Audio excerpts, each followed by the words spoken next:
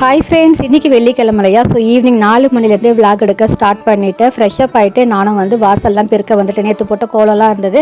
So பெருக்கி எடுத்துகிட்டு அப்புறம் ஈர துணி வச்சு வாசக்காலெல்லாம் தொடச்சிட்டு கோலம் போட்ட இடத்தையும் தொடச்சிட்டு அதுக்கப்புறமா தான் மாப் போடுவேன். இல்லைனா அந்த வெள்ளை மாவு அப்படியே எல்லா இடத்துலையும் ஸ்ப்ரெட் ஆகிடும். அதுக்கப்புறம் வாசக்காலெல்லாம் தொடச்சி விட்டுட்டு மஞ்சள் குங்குமம் 2 பக்கமாக வச்சுட்டு வாசல்லையும் கோலம் போட்டுட்டு எப்போவுமே ஈவினிங் மாடிக்கு போய் செடிக்கு தண்ணி ஊற்றிட்டு பூவெல்லாம் பறிச்சுட்டு வருவேன். ஸோ அதனால் மாடிக்கும் வந்துட்டேன். பூவை பறிச்சுட்டு அதுக்கப்புறம் செடிக்கும் தண்ணி ஊற்றிட்டு கீழே போய் சாமிக்கு எல்லாம் ஃபோட்டோக்கு எல்லாத்துக்குமே பூ வச்சுட்டு உருளிலும் பச்சை கற்பூரம் போட்டுட்டு அதுக்கப்புறம் பூ வச்சு அழகாக அலங்காரம் பண்ணியாச்சு. வாசக்கால்லையும் பூலாம் வச்சாச்சு. பார்க்கவே ரொம்ப அழகாக இருந்தது. வாசலில் விளக்கு ஏற்றிட்டு அப்புறம் தான் உள்ளே ஏற்றுவேன். ஸோ 2 அகல் விளக்கு ஏற்றிட்டு அது கூடவே ஊதுவத்தி ஏற்றி அந்த ஊதுவத்தியை வாசக்காலுக்கெல்லாம் காமிச்சிட்டு உருளி பக்கத்துலேயே வச்சுட்டு அப்புறம் உள்ள சாமி ரூமில் போய் ஊதுவத்தி கம்ப்யூட்டர் சாமி வத்தி அதெல்லாமே ஏற்றிட்டு கற்பூரம் ஏற்றி சூப்பராகவே சாமி கும்பிட்டாச்சு. கற்பூரம் ஏற்றி எல்லாம் பண்ணதுக்கு அப்புறம் தான் உட்காந்து நிதானமாக கந்தசஷ்டி கவசம் படிச்சுட்டு அது கூடவே வாராகியம்மன் பாட்டும் படிச்சுட்டு சூப்பராக சாமி கும்பிட்டாச்சு.